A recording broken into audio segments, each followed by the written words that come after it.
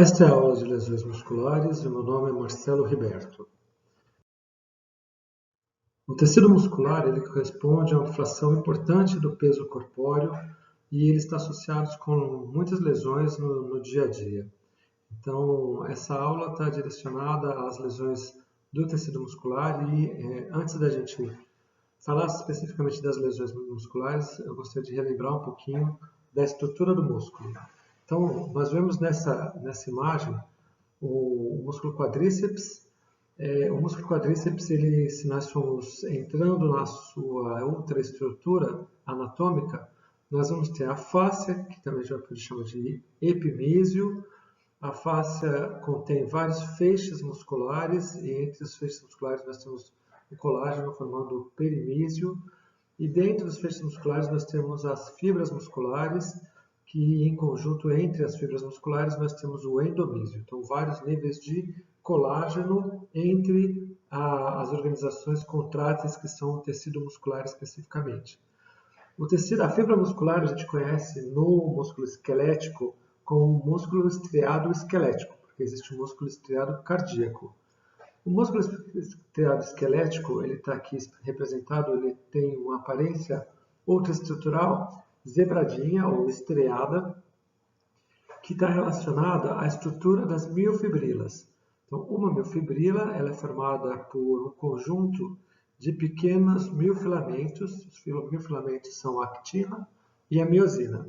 Então, nós temos aqui a actina e a miosina. Uma se desliza sobre a outra mediante a ação de ATP, de cálcio e estímulo pelo nervo, que vai ser mediado no músculo pela acetilcolina. Então, as distâncias entre essas faixas, então, essas fibras estão ancoradas na faixa Z, tá? E a faixa Z desliza sobre as faixas vermelhas aqui.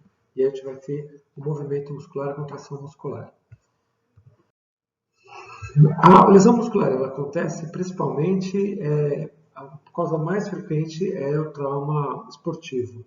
E as principais causas são falta de aquecimento adequado ou excesso de alongamento, ou uma coisa que a gente vai ver em um outro momento sobre medicina esportiva, que é a densidade de treino. Quantas vezes a pessoa treina por semana, se ela tem descanso entre esses treinos, qual que é a distância que ela corre, ou a quantidade de peso que ela levanta. Então, é a densidade de treino, de uma forma bem genérica. Mas pode estar relacionado também à fadiga muscular durante a atividade esportiva. Então, aqui nós temos um maratonista que terminou em segundo lugar na maratona, andando de joelhos, de gatinhando, porque ele tinha tido uma distensão por causa de fadiga muscular e ele conseguiu, no final, terminar a corrida sem conseguir andar por causa de uma distensão que havia acontecido. Outros fatores predisponentes são o desequilíbrio muscular, e aqui eu coloquei uma condição que não é rara entre as pessoas que fazem muita musculação, que treinam excessivamente e que podem ter, por exemplo, nos homens que costumam fazer muito exercício para peitoral, a rotura do músculo peitoral. Isso não é raro, é frequente. E aqui vocês veem um grande hematoma relacionado a essa rotura do músculo peitoral em praticantes de musculação que sobrecarregam muito essa musculatura.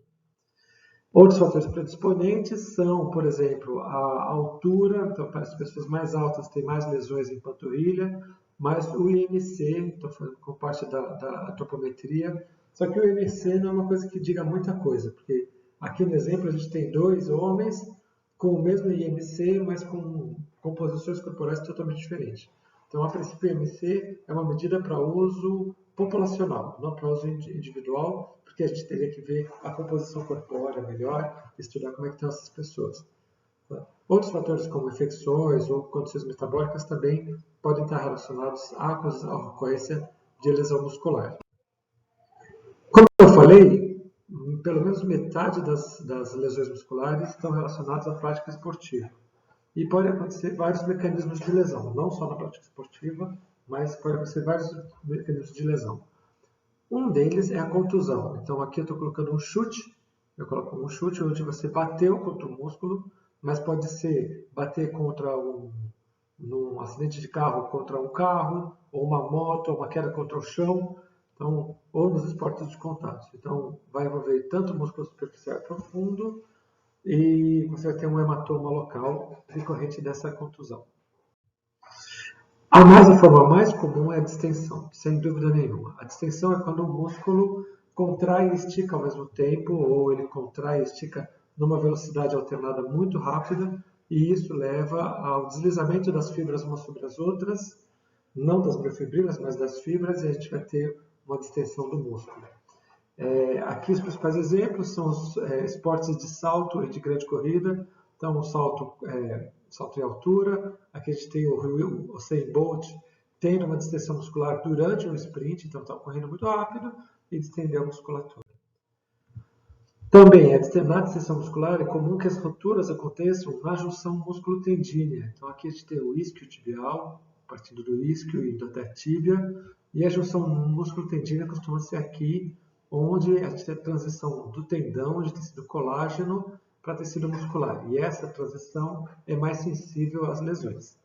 Também, outra coisa que é bem comum é que os músculos biarticulares e superficiais sejam os mais acometidos. Então, exemplos de biarticulares são o reto femoral, que tem muita lesão de reto femoral, o semitendinoso e os isquiotibiais. Então, entre os isquiotibiais, o semitendinoso é o mais frequente, que é o medial, o gastrocnêmio e o bíceps braquial. Então, quando eu falei de peitoral, o peitoral é uniarticular, mas apesar disso é uma fonte frequente de alguns praticantes. O último mecanismo de lesão é a laceração muscular. A laceração muscular, em geral, tem uma causa externa, é uma ferida aberta, onde você tem um corte desse músculo, ou um arrancamento desse músculo, uma agressão muito grande, onde você tem lesão da pele e também do músculo. Nem sempre tem lesão da pele, mas em geral, a gente vai falar quando tiver lesão da pele associada, do tipo um arrancamento ou um enganchamento de alguma coisa. Quanto tipo de lesão? A evolução da lesão. Então, a resposta tecidual, ela tem basicamente 3 fases. Isso não vale só para a lesão muscular, vale para a lesão tendínea e vale inclusive para o osso. Então, no aparelho locomotor, quase sempre, as fases de resolução vão ser sempre as mesmas, que são inflamação, reparo e remodelamento.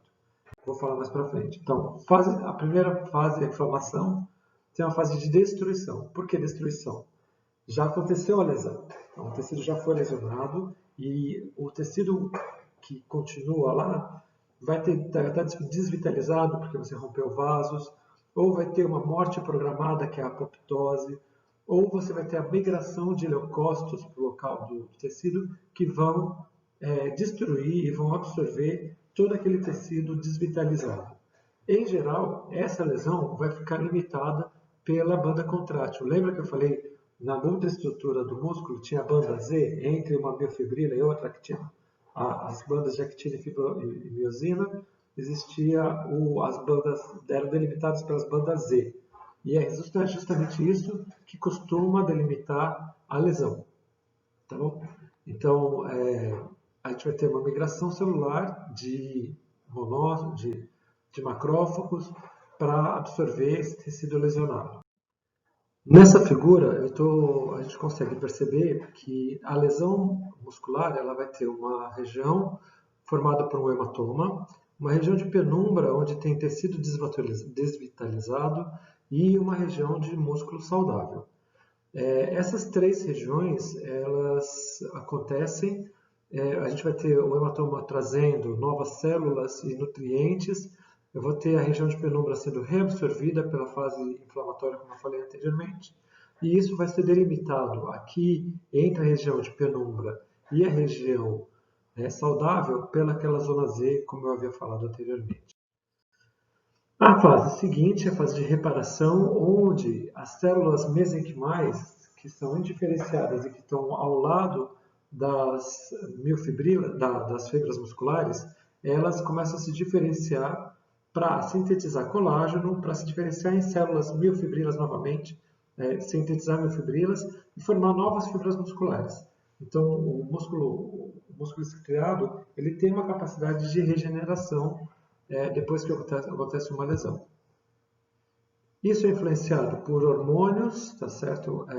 A pessoa que tem problemas hormonais ou que tem problemas de oxigenação ali, concentração de oxigênio. Então, os tabagistas vão ter mais dificuldade nessa recuperação. Isso vale também para todo o aparelho locomotor. Então, quem tem lesão tendínea e é tabagista, ou uma tendinite e é tabagista, vai ter um prognóstico mais complicado de cura. E também depende da quanto a gente coloca de tensão mecânica sobre esse músculo. Outras coisas é que as miofibrilas que vão se formando, então aqueles pequenos filamentos, vão se justapondo, vão formando novas fibras musculares e atravessam o tecido cicatricial para formar novas junções musculares. Tá? A fase seguinte é a fase de remodelamento. Então a gente falou de inflamação, reparação. O remodelamento é depois que foi depositado novo colágeno, que foram criadas novas fibras musculares, isso vai ser submetido à tensão pela ação do músculo novamente, e isso vai remodelar, criando novas ligações moleculares e um novo arranjo da matriz e da celularidade desse músculo, para trazer ele mais próximo da aparência original.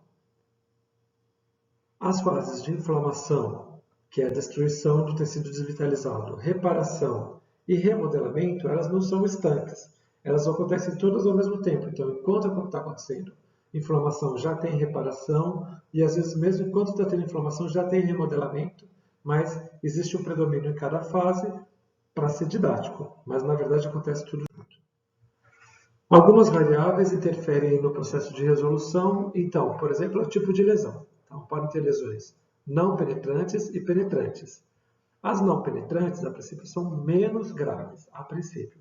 Então, a contusão, como eu falei, onde você leva uma paulistinha no jogo de futebol, ou tem uma pancada, um chute, ou bate alguma coisa na sua perna, no seu braço, você, em geral, ela é mais leve, corresponde só a um esmagamento e esse tecido é facilmente reposto.